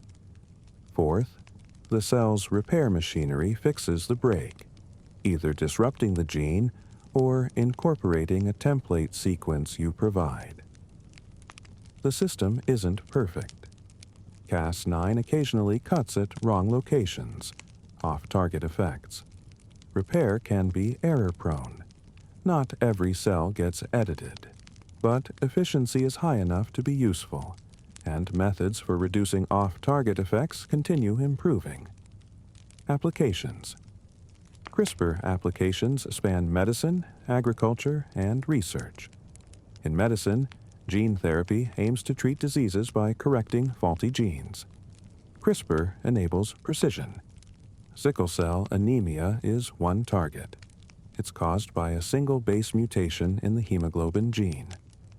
Researchers extract blood stem cells from patients, edit the hemoglobin gene, then reinfuse the edited cells. Early trials show promise. Some patients have been functionally cured. Other diseases being targeted include forms of inherited blindness, blood disorders, and muscular dystrophy. These are somatic edits, changes to body cells not passed to offspring. If therapy works, the patient benefits. If it fails, only that patient is affected. Germline editing, changing sperm, eggs, or embryos so edits pass to future generations, is more controversial. It's technically feasible, and in 2018, someone did it. He Jiankui, a Chinese scientist, used CRISPR to edit human embryos, attempting to disable the CCR5 gene. He implanted the edited embryos. Twin girls were born in November 2018. The response was overwhelmingly negative. Scientists worldwide condemned the experiment. It was premature, unnecessary, risky, and unethical. The children couldn't consent, and edits would pass to descendants. He Jiankui was sentenced to 3 years in prison. The children are presumably alive but unavailable for study. Long-term consequences remain unknown. The case illustrates the complexity. The technology exists, but most scientists argue germline editing shouldn't be used clinically until proven safe, with compelling medical need and societal consensus. These conditions aren't currently met. In agriculture, CRISPR is already commercialized. Gene-edited crops are being grown. These aren't traditional GMOs where genes from one species are inserted into another. They're edited versions of existing crops with small changes that could have occurred naturally. Mushrooms have been edited to resist browning, tomatoes for improved flavor, wheat to reduce gluten, rice for higher yields and drought tolerance. Regulations vary.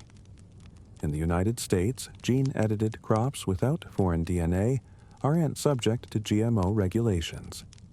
In Europe, regulations are stricter.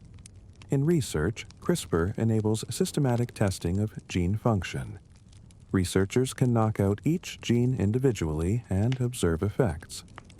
This is revealing roles of thousands of poorly understood genes. Ethical questions. The power to edit genomes raises questions technology alone can't answer. For somatic gene therapy treating disease, there's broad consensus. If safe, effective, and treating serious disease with patient consent, it's acceptable. But what about enhancement? Editing not to cure disease but to improve traits? This is controversial. Where's the boundary between therapy and enhancement? Germline editing raises additional concerns. Edits pass to future generations. Children can't consent. Unexpected effects might appear later. The changes are permanent across generations. Most scientists advocate caution. Before germline editing is used clinically, if ever, conditions must be met: proven safety, compelling medical need, informed consent, and societal consensus. These aren't currently met. Some countries have banned germline editing. Others allow research but not clinical use. International coordination is difficult. Science is global. Governance is national. There's also access. If gene therapies become routine, will they be available equitably? Or will they increase health disparities? These questions require balancing benefits and risks, autonomy and collective good, innovation and precaution. Different people will answer differently based on values and beliefs. What's clear is that the technology exists. CRISPR is powerful, accessible, and rapidly improving. The question isn't whether gene editing will be used, but how, for what purposes, and under what oversight.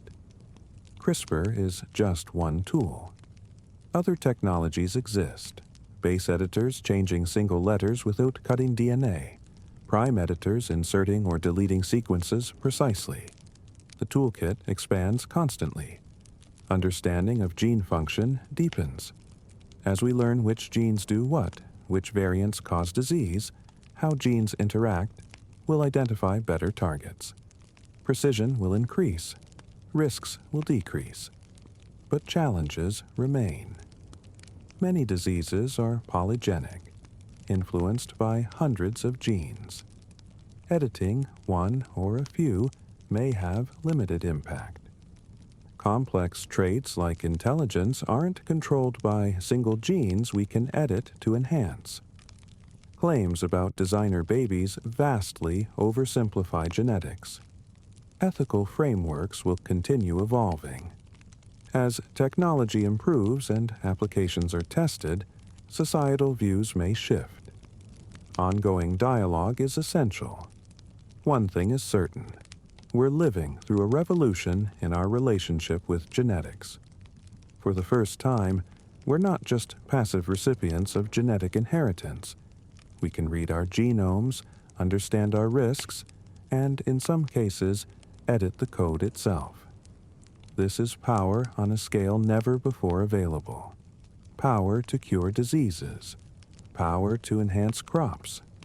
Power that will shape the future of life on Earth. How we use that power will define our generation. The choices we make now about gene editing will have consequences reaching far into the future. The revolution is here. The question is what we do with it.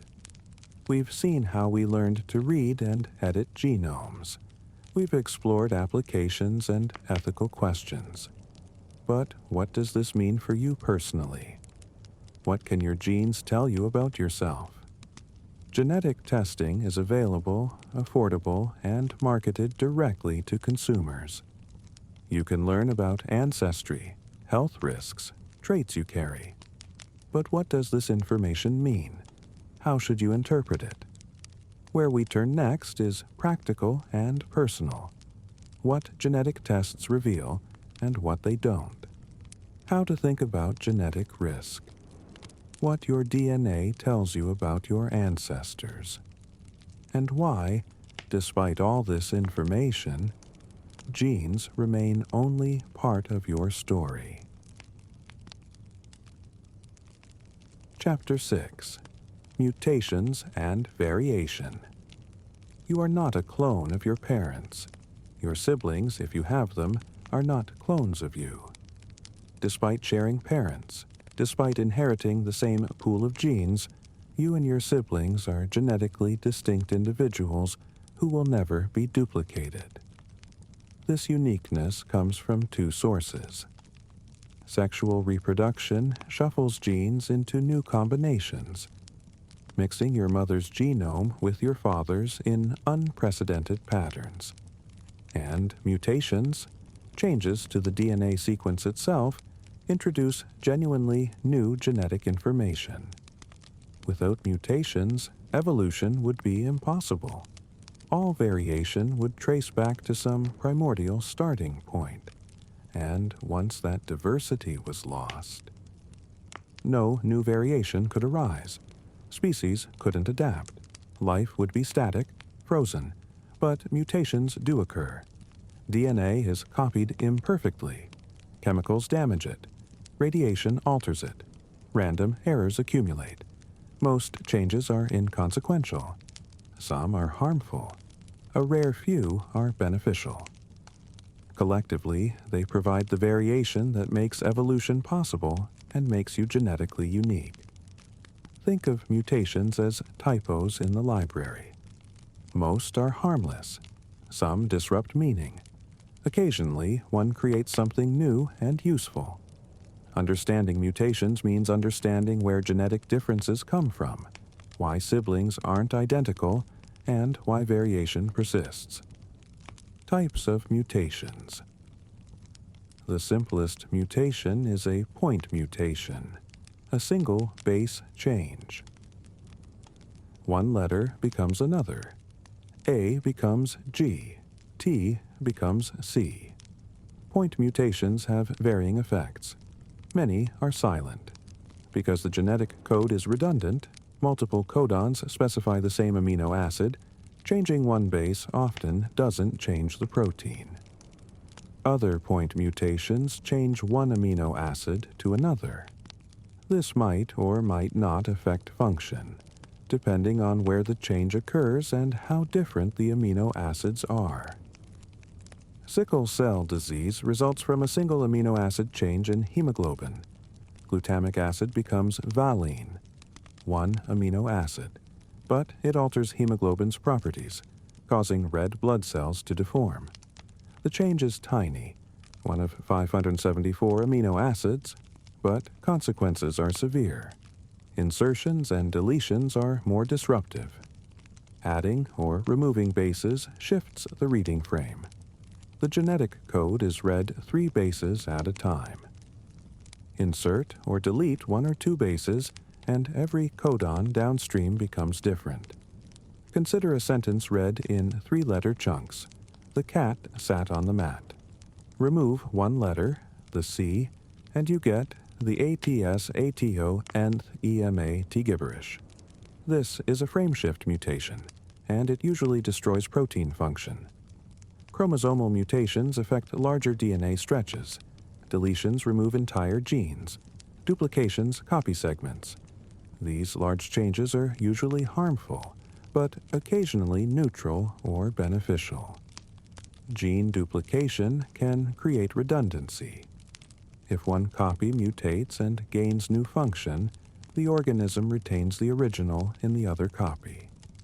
Chromosomal abnormalities can arise during cell division. Chromosomes can fail to separate properly. Down syndrome results from an extra copy of chromosome 21. The extra chromosome disrupts gene dosage, causing developmental differences. Most other trisomies are lethal, demonstrating how finely balanced gene expression must be. Sources of mutation. Mutations arise from multiple sources. The most fundamental is DNA replication errors. Each time a cell divides, It copies 3 billion base pairs. The machinery is remarkably accurate, about 1 mistake per billion bases copied. But with 3 billion bases, errors happen. Proofreading mechanisms catch most errors, but some persist. These become permanent mutations, passed to daughter cells. Germline cells that produce eggs and sperm also accumulate mutations. Older fathers pass more mutations because sperm-producing cells divide continuously throughout life. Each division is an opportunity for errors. Maternal age affects mutation rate differently. Eggs don't divide but age. Chromosomal separation errors become more common with maternal age. This is why Down syndrome is more frequent in children of older mothers. External factors also cause mutations. Ultraviolet light from the sun damages DNA. Cells have repair mechanisms, but heavy sun exposure overwhelms them. Unrepaired damage causes mutations. This is why UV exposure increases skin cancer risk. Radiation breaks DNA strands. Chemicals in tobacco smoke modify bases. Even normal metabolism produces reactive molecules that damage DNA. This is unavoidable. Extracting energy from food creates molecules that attack genetic material. Mutations are inevitable. They're a consequence of chemistry and physics. No copying process is perfect. No molecule is completely stable. And so, variation accumulates. Sexual recombination. Most genetic variation in offspring doesn't come from new mutations, but from recombination, shuffling existing variation into new combinations. Sexual reproduction is a variation-generating machine. You have 23 pairs of chromosomes. 1 from each pair came from your mother, 1 from your father. When you produce eggs or sperm, those pairs separate. Each egg or sperm gets 1 chromosome from each pair. But which one? The assortment is random. For each pair, there's a 50-50 chance whether the maternal or paternal chromosome goes into any particular egg or sperm. With 23 pairs, the number of possible combinations is about 8.4 million. This calculation underestimates variation because it ignores crossing over. During egg and sperm formation, maternal and paternal chromosomes align and swap segments. A maternal chromosome might end up with some paternal segments. This increases variation enormously. Each egg or sperm is effectively unique. When egg and sperm combine at fertilization, they create a genome that's never existed before. You inherit genes from your mother and father, but the specific combination is unprecedented. This is why siblings aren't identical despite sharing parents. Each sibling is a different draw from the same genetic pool, a different combination of parental genes. On average, siblings share 50% of their DNA, but the specific 50% differs. Identical twins are the exception. They result from a single fertilized egg that splits early. They're genetic clones, sharing 100% of their DNA sequence at birth. Even identical twins accumulate different somatic mutations over time and experience different environments, leading to epigenetic differences. Sexual recombination generates variation without mutation. It mixes existing alleles into new combinations.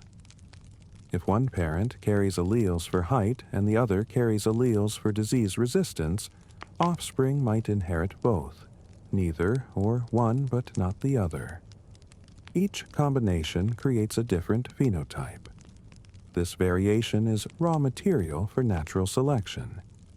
In changing environments, different combinations may be favored. Sexual recombination continuously generates new combinations, allowing populations to adapt without waiting for new mutations. Mutation effects. Most mutations are neutral. They don't affect fitness, the organism's ability to survive and reproduce. Changes in non-coding regions, silent mutations, and many missense mutations have no detectable effect.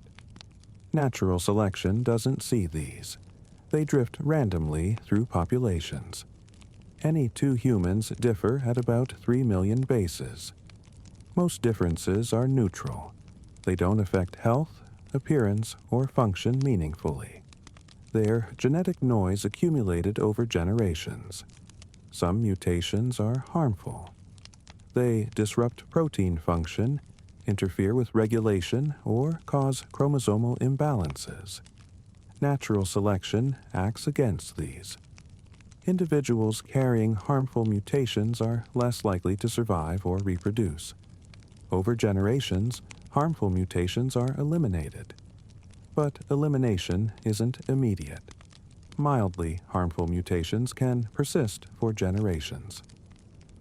Mutations causing problems late in life, after reproduction, may not be selected against at all. Recessive harmful mutations can hide. If you carry one copy of a harmful recessive allele, you might be unaffected because the other copy is functional. Only individuals with two copies show disease. These carriers maintain harmful alleles in populations. Interestingly, some harmful mutations persist because they're beneficial with one copy, but harmful with two. Sickle cell is the classic example. One copy provides malaria resistance. Two copies cause sickle cell disease. In malaria endemic regions, the mutation is maintained at relatively high frequency because carriers have survival advantage. Beneficial mutations are rare. Most changes to a functional protein make it worse. But occasionally, a mutation improves function or provides new capability. These mutations increase fitness. Over generations, beneficial mutations increase in frequency. Lactose tolerance in adults is one example. The ancestral state is lactose intolerance. Lactase production stops after weaning. But in populations that domesticated cattle and consumed dairy, mutations keeping lactase production active into adulthood were beneficial. Those individuals could extract nutrition from milk. The mutations spread rapidly. Today, lactose tolerance is common in European-descended populations and in some populations with long histories of pastoralism. The balance between mutation and selection determines genetic variation in populations. Mutations introduce new variation. Selection removes harmful variation and increases beneficial variation. Neutral variation drifts. The result is that populations maintain substantial diversity, enough for adaptation. Humans have relatively low genetic diversity compared to many species. Our population was small for most of evolutionary history. Small populations lose variation through random sampling. Genetic drift. We've expanded rapidly in the last 10,000 years, but we haven't had time to accumulate much new variation. Most human genetic variation is ancient, shared across populations. Mutation and evolution. Mutation is the ultimate source of all genetic variation. Without it, evolution couldn't produce new adaptations.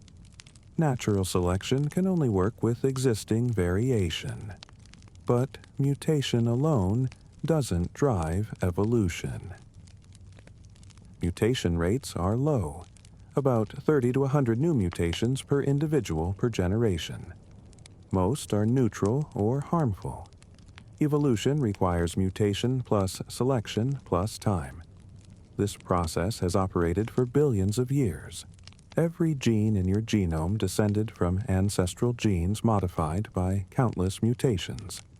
Some were beneficial and preserved, some harmful and eliminated, some neutral and persisted by chance. The result is that genes evolve, adapting to new environments, new functions, new challenges.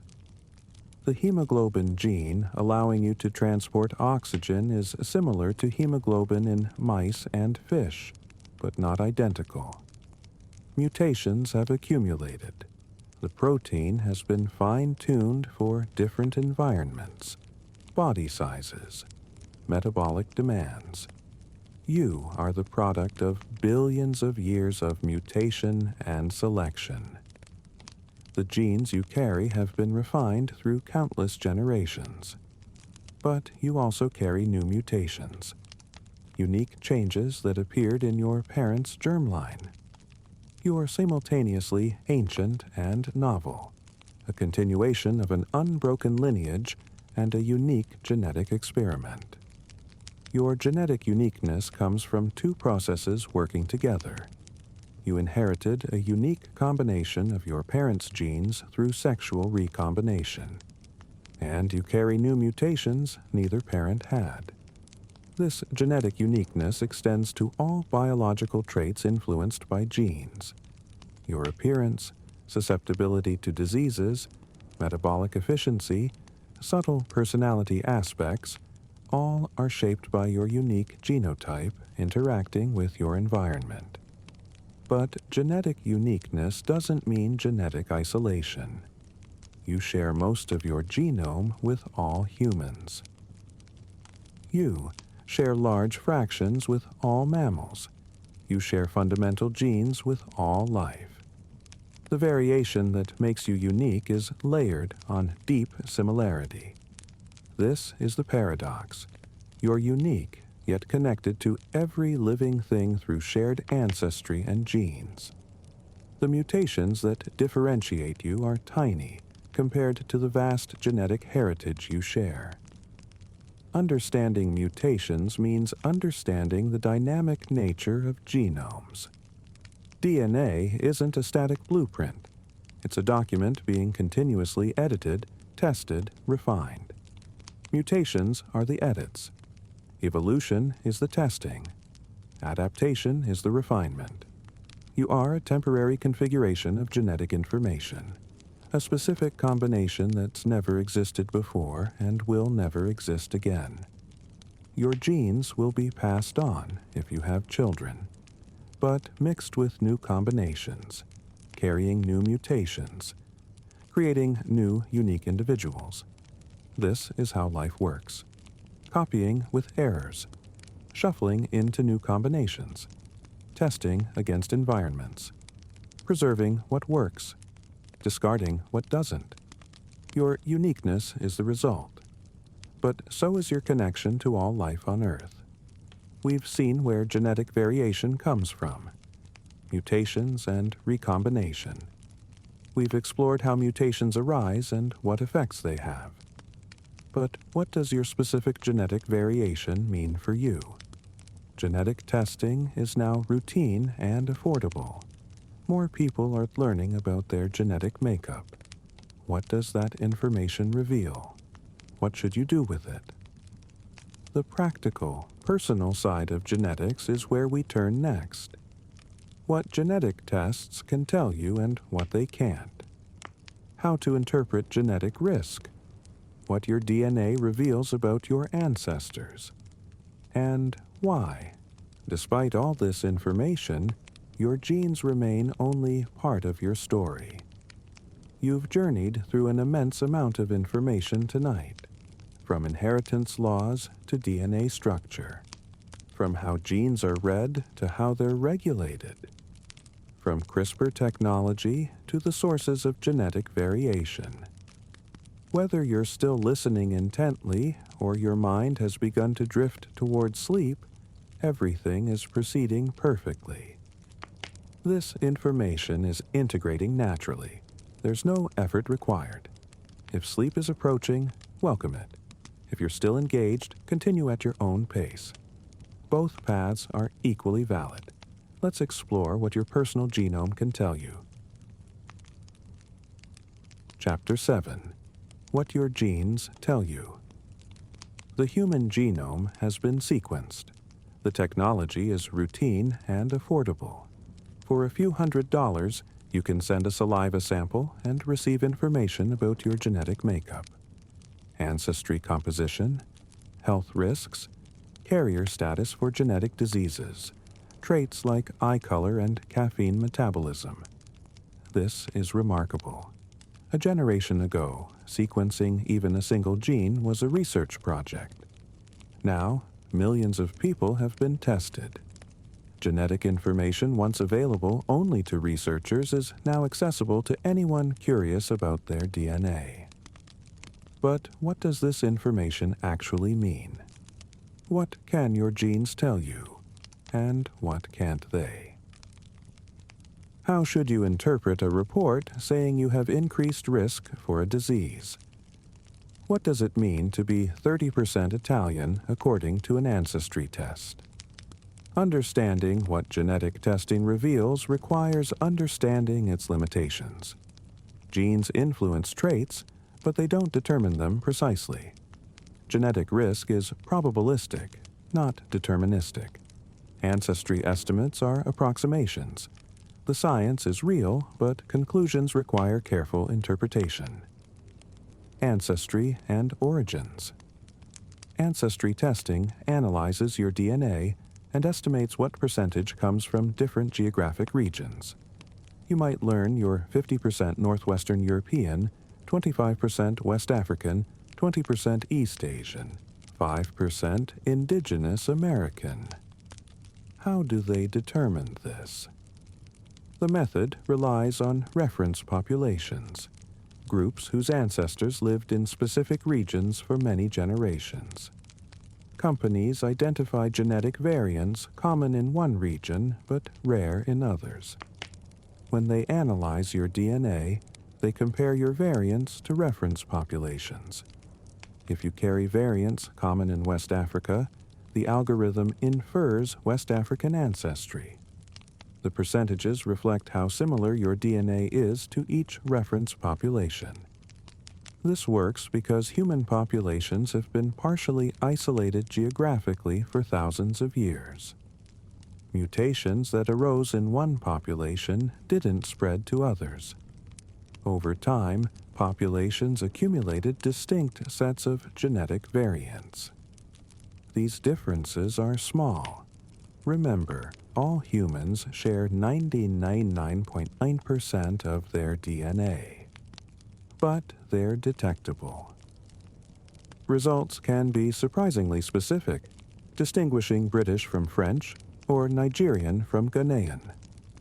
But this specificity introduces uncertainty. Reference populations aren't perfect. They're samples of modern people, not ancient populations. Some populations are well represented, others poorly represented or not included at all. This means ancestry estimates are approximations. Percentages might shift if references change. Different companies using different references might give different results. Saying you're 30% Italian doesn't mean 30% of your ancestors lived in modern Italy. It means 30% of your DNA resembles modern reference populations from Italy. Still, ancestry testing reveals real information. If you have African and European ancestry, tests detect that. Broad patterns are reliable. Fine details, exact percentages, precise regional assignments are estimates. Ancestry tests can also identify relatives. If someone shares large DNA sections with you, you're related. Close relatives share about 50% of DNA. First cousins about 12.5%. The more DNA shared, the closer the relationship. Companies use shared segments to find relatives and estimate relationship closeness. You might discover unknown cousins, confirm family relationships, or find biological relatives if adopted. These connections are powerful. But DNA doesn't reveal everything about ancestry. It doesn't tell you culture, language, identity. Those are learned, not inherited. You might have genetic ancestry from a region, but no cultural connection to it. Ancestry is both biological and cultural. Genetic tests only capture biology. One interesting finding: many people carry small amounts of Neanderthal DNA. Neanderthals were a separate human species living in Europe and Western Asia until about 40,000 years ago. When modern humans migrated from Africa, they encountered Neanderthals and interbred. People of non-African ancestry typically carry 1 to 2% Neanderthal DNA. Health risks. Genetic testing can assess a disease risk. If you carry variants associated with increased risk, tests identify them and estimate how much your risk is elevated. This is both powerful and complicated. Some genetic diseases are straightforward. They're caused by mutations in single genes. If you have the mutation, you'll develop the disease or have very high risk. Huntington's disease is one example. If you inherit the expanded repeat, you will eventually develop it. Genetic testing can tell you with certainty. BRCA mutations increase breast and ovarian cancer risk. If you carry certain BRCA mutations, your lifetime breast cancer risk is 60–70%, compared to about 12% generally. This is actionable information. Women with BRCA mutations often choose increased screening or preventive surgery. But most diseases aren't single-gene disorders. They're polygenic and multifactorial, influenced by many genes plus environment. Heart disease, diabetes, Alzheimer's, most cancers, depression, all fall into this category. Instead of one mutation causing disease, hundreds or thousands of variants each contribute small amounts to risk. Companies calculate polygenic risk scores, numerical summaries of combined genetic risk across many variants. They might tell you your genetic risk for heart disease is 30% above average.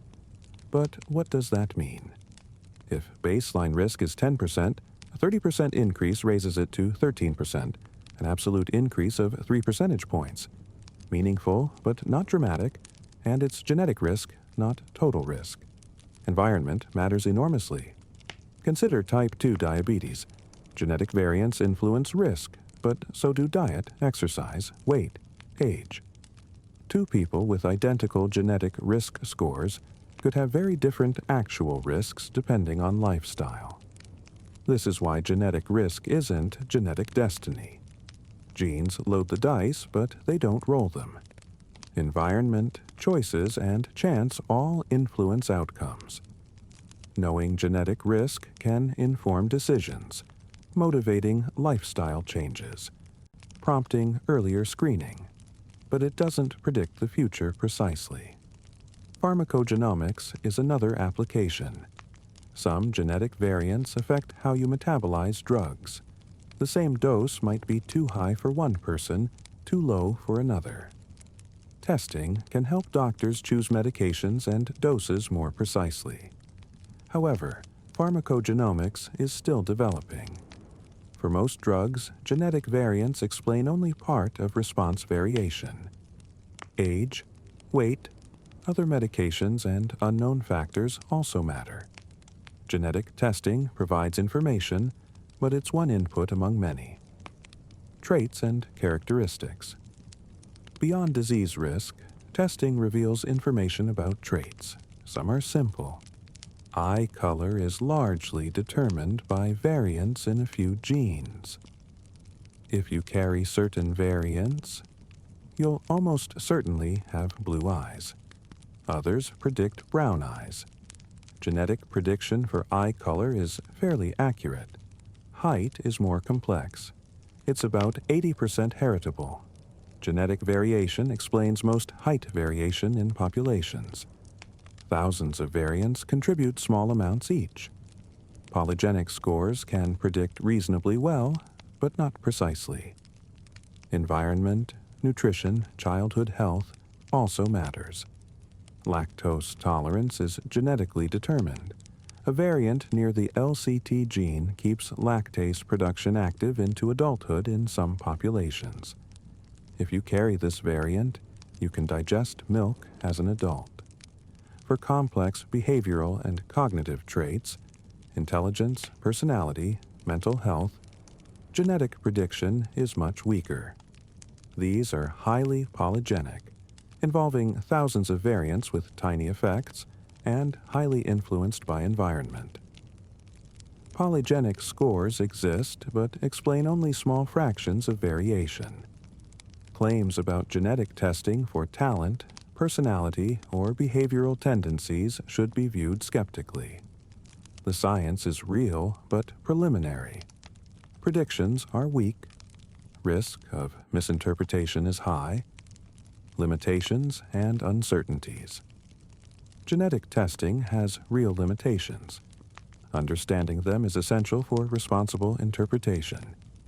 First, tests analyze only a subset of genetic variation. Most consumer tests examine hundreds of thousands of common variants. They don't sequence your entire genome. Rare variants and regions not covered won't be detected. Negative results aren't guarantees. Second, genetic associations are probabilistic. A variant associated with increased disease risk doesn't cause disease directly. The biological mechanism may be unclear. Third, interpretation requires context. Genetic risk is one component of total risk. Family history, age, lifestyle, environmental exposures all contribute. Fourth, results can be updated as science advances. Companies sometimes revise ancestry estimates as databases expand. Risk predictions change as more variants are discovered. Fifth, genetic information has psychological and social implications. Learning you carry a mutation for late-onset disease can cause distress. Discovering unexpected ancestry can be emotionally challenging. Before testing, consider what you'll do with results. If you'd take action based on findings, increased screening, lifestyle changes, testing provides useful information. If you wouldn't change behavior, it might create worry without benefit. Privacy is another concern. Your genetic information is unique to you, but also reveals information about relatives. Once your genetic data exists in a database, you can't fully control it. Making sense of your genetic information. If you receive genetic test results, how should you interpret them? First, genetic information is probabilistic, not deterministic. Risk estimates are population averages, not individual predictions. Second, focus on actionable information. If results suggest increased risk for a preventable condition, discuss with a doctor. Ignore results providing no actionable guidance unless you simply want to know. Third, don't overinterpret ancestry percentages. They're estimates based on modern reference populations. Geographic assignments are approximate. Fourth, context matters. Genetic risk is one input. Family history, lifestyle, environment also contribute. Fifth, consult professionals for medical decisions. Genetic counselors can help interpret results and guide decisions about screening or interventions. Sixth, remember what genetics can't tell you. It can't tell you your future precisely. It can't tell you your worth, potential, or limits. It can't tell you who you are culturally, psychologically, or socially. Your genes are one thread in the tapestry of what makes you yourself. They're important, but so are your experiences, choices, relationships, environment. Genetic information can empower informed decisions about health and understanding of biological heritage. But it's partial information, not complete knowledge. Genetic testing will improve. As databases expand, ancestry estimates will become more accurate. As researchers discover more disease-associated variants, risk predictions will improve. As costs fall, whole genome sequencing will become routine. Integration with other data will enhance utility. Combining genetic information with family history, lifestyle, environmental exposures, and biomarkers could produce comprehensive risk assessments guiding personalized medicine. But challenges remain. For complex traits and diseases, prediction will always be imperfect because environment matters so much. For rare diseases, databases may never be large enough to detect all causal variants.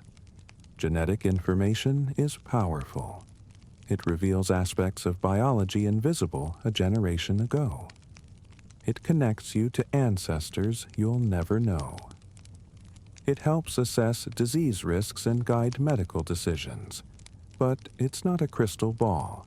It's partial, probabilistic information requiring careful interpretation. Your genes are part of your story. Understanding them can be valuable. But they're not the whole story, and they don't write the ending.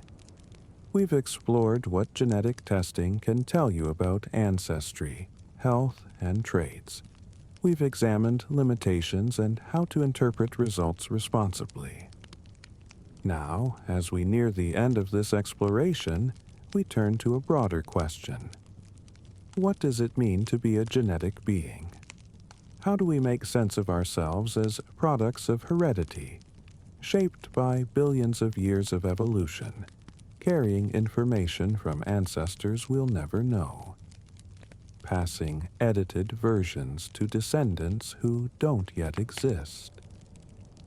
What does it mean that you're both determined by your genes and free from them? That you're unique but connected to all life? That you're temporary but part of something enduring? These are the questions for our final chapter. Not the science of genetics, but the meaning of being genetically alive. Chapter 8. Your Genetic Self. We've journeyed through genetics, from a monk counting peas in a monastery garden to scientists editing the human genome with molecular precision. We've seen how inheritance follows mathematical laws, how DNA's elegant structure reveals the mechanism of heredity, how information flows from genes to proteins to traits, how regulation allows one genome to build many cell types, how technology lets us read and rewrite genetic code, how mutations create variation, and how genetic testing reveals information about ancestry, health, and traits. Now, as we conclude, we return to the question underlying all of this. What does it mean to be you, genetically? You are, in the most literal sense, a genetic being. Your existence began with 2 cells carrying genetic information from your parents. That information directed your development from a single cell into the trillions of cells composing you now. It influences your appearance, your health, aspects of your personality.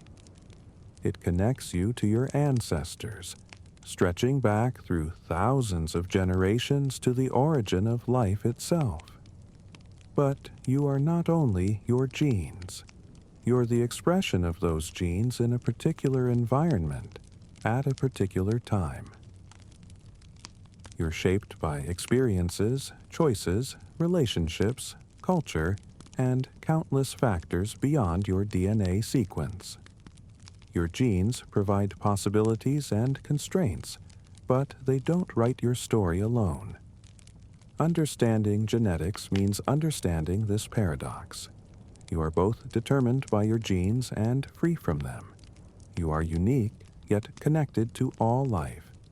You are temporary, yet part of something enduring.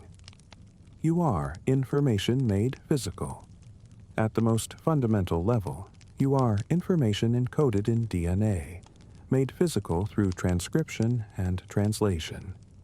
Your genome contains roughly 20,000 genes, written in 3 billion letters of genetic code. This information specifies how to build and operate a human body. This information is ancient.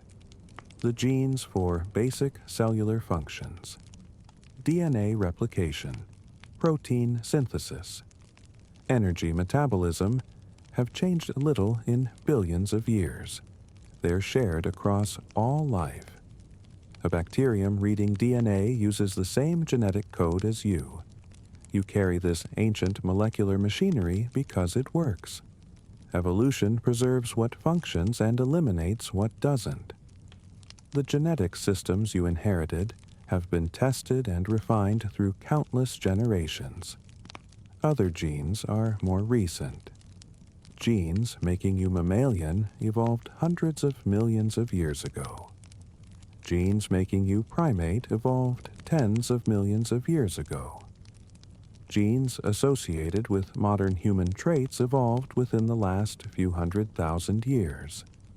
You are a mosaic of genes with different ages, different origins, different histories.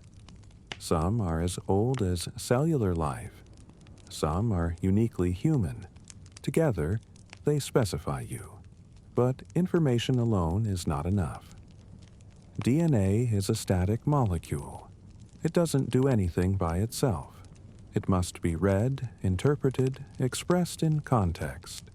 The same genome produces different outcomes depending on when and where genes are active, what signals cells receive, what environments organisms encounter. You are not simply information. You are information being actively expressed, continuously interpreted, dynamically responsive. Your genes are less like a fixed blueprint and more like a library of options that different cells access differently at different times. This dynamic expression allows development. One genome builds hundreds of different cell types, each reading different books from the genetic library. It allows response to environment. It allows learning and memory. Experience changes which genes are active in neurons, strengthening some connections and weakening others. You are information, but living information. Information that reads itself, copies itself, modifies its own expression, responds to its environment, and occasionally edits itself through mutations that create variation for future generations. You are unique, yet connected. You are genetically unique. The specific combination of alleles you inherited from your parents has never existed before and will never exist again. Even if you have siblings, even if you're an identical twin, you're not exactly replicated. Somatic mutations, epigenetic differences, environmental influences ensure uniqueness. This uniqueness matters. It means you have a distinct set of strengths, vulnerabilities, and characteristics. Your pattern of genetic variation influences your appearance, health risks, and how you respond to environments and experiences. No one else processes information, experiences the world, or responds to challenges exactly as you do. But this uniqueness is layered on deep similarity. You share 99.9% of your DNA with every other human. You share 98.7% with chimpanzees. You share large fractions with mice, fish, fruit flies. You share fundamental genes with bacteria. Every living thing uses the same genetic code, descends from common ancestors, carries molecular echoes of ancient evolutionary events. You are unique, and you are connected. Both are true simultaneously. The variation making you distinct is tiny compared to the genetic heritage you share with all humans and, more broadly, with all life. This connection is literal, not metaphorical. The genes you carry were passed down generation after generation, from ancestors stretching back millions of years. You are part of an unbroken chain of inheritance, connecting you to the first replicating molecules that arose billions of years ago. When you look at your hands, you're seeing structures built by developmental programs conserved across mammals. The same genes that pattern your body axis pattern mouse bodies and fly bodies. When you digest food, you're using enzymes encoded by genes shared across animals. When your cells divide, they use replication machinery similar to that in the simplest bacteria. You are genetically related to everything alive. The relatedness is closer for some organisms, increasingly different for more distant species. But it's real. The unity of life is not poetic metaphor, but genetic fact. This should inspire humility. You're not separate from nature, but part of it. You're one outcome of evolution, one expression of genetic information that's been continuously transmitted, modified, and tested for billions of years. It should also inspire wonder. The same fundamental molecular machinery works in bacteria, trees, and humans. The genetic code is universal. DNA's structure is the same everywhere. Life is diverse, but it's built on common foundations, using common mechanisms, reading common genetic languages. You are temporary, yet enduring. You are temporary. Your lifespan is finite, measured in decades. The specific configuration of matter that is you will not persist indefinitely. But the genetic information you carry is more enduring. If you have children, you pass roughly half your genome to each one. They'll pass roughly half of that to their children. Over generations, any specific variant you carry may increase, decrease, or disappear, but the information persists in some form. Even without reproduction, the information continues in relatives. Your siblings carry roughly half your genome. Your first cousins carry about 1/8. Genetic information is distributed across families, not concentrated in individuals. Over longer timescales, even this distributed information changes. Mutations accumulate. Selection favors some variants over others. Genetic drift randomly eliminates some alleles. The genetic composition of populations evolves. You are a temporary custodian of genetic information. You inherited it from your parents, who inherited from theirs, extending back through countless generations. You'll pass an edited version to your descendants, if you have them, who will pass further edited versions onward. This perspective changes how you might think about genetic heritage. You're not just an individual carrying genes. You're part of a lineage, a chain of inheritance. The genes you carry were shaped by environments your ancestors encountered, challenges they overcame, random events they survived. You're also editing that heritage. New mutations you carry will be tested in your descendants. Some will be neutral, some might be harmful and will be eliminated. A rare few might be beneficial and will spread. You're both product and producer. You're the product of your parents' genes, shaped by billions of years of evolution. But you're also a producer of variation, introducing new mutations, combining parental alleles in unique ways, potentially contributing to future evolution. Your temporariness contrasts with this participation in something enduring. You will not persist, but the information you carry, modified and distributed, continues. You are one moment in an ongoing process, one expression of information that predates you and will outlast you. You are determined yet free. Your genes influence you profoundly. They shaped your development, determine much of your biology, and contribute to your disease risks, appearance, and behavioral tendencies. In this sense, you are determined. You didn't choose your genome. You inherited it. But genes don't determine your fate precisely. They provide tendencies, not destinies. Genetic risk is probabilistic. Environment matters enormously.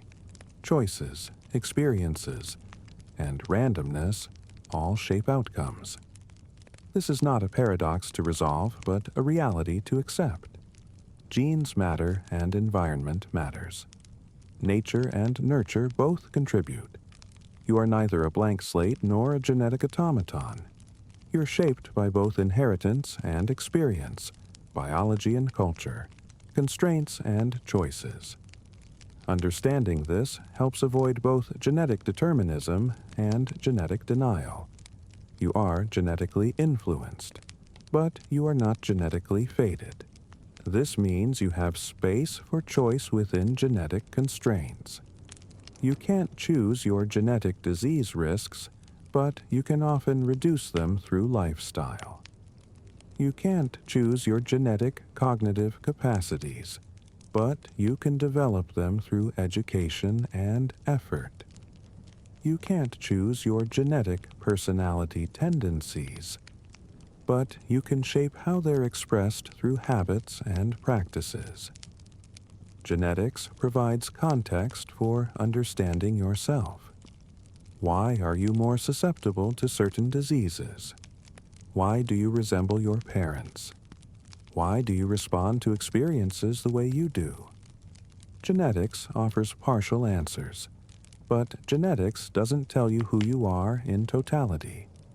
That emerges from the interaction of genes with everything else: your experiences, relationships, choices, cultures, and environments. This balance, acknowledging genetic influence while rejecting genetic determinism, is essential for thinking clearly about human nature. We are biological beings shaped by evolutionary history, carrying genes that influence us. But we're also cultural beings, shaped by learning, capable of modifying our environments, able to make choices that genes don't dictate. You are both determined and free, constrained and capable, influenced by your biology and transcending it. Living in the age of genetic knowledge. You live in a unique moment in human history. For the first time, we can read the human genome completely. For the first time, we can edit it precisely. For the first time, we have detailed knowledge of genetic influences on health, ancestry, and traits. This knowledge is empowering. It enables personalized medicine. It allows disease prevention. It permits understanding of ancestry. It facilitates research. But this knowledge also raises questions. How do we use it responsibly? What edits are acceptable? Who decides? How do we ensure equitable access? How do we protect privacy? What's clear is that genetic knowledge and genetic power will continue expanding. Sequencing will become cheaper. Editing will become more precise. Predictions will improve. Applications will multiply. Living in this age means engaging with genetics not just as abstract science, but as personal, practical reality. You can learn about your own genome. You might make decisions based on genetic information. You're part of the first generation navigating widespread genetic knowledge. This requires genetic literacy, understanding what genetics can and can't tell you. It requires ethical awareness, considering not just what's technically possible, but what's appropriate and wise. It requires humility. recognizing that genetic knowledge is powerful but incomplete, that genes are important but not everything. What genetics means for you. You are a genetic being living in a genetic age. Your genome could be sequenced tomorrow. Your genetic risks can be assessed. Your ancestry can be traced. Your genetic information can inform medical decisions. But you are not only a genome. You are a person, a consciousness, an agent. You have thoughts genetics doesn't fully explain, experiences that shape you beyond your DNA, relationships that define you socially and emotionally, values that guide your choices, and a subjective experience of being alive that transcends molecular mechanisms. Genetics tells a part of your story. It's the beginning, how you were assembled from genetic information. It's the foundation, the biological substrate supporting everything else.